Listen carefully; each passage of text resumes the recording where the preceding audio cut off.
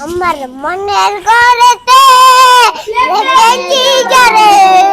দুজাহানের বাদশা নবী কামলিওয়ালা রে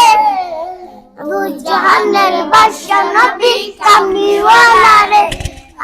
ওরা যদি জানাওয়ালা পাখি হতা ওই মদিনা দেখার লাগি উড়ে যাইতাম ওরা যদি জানা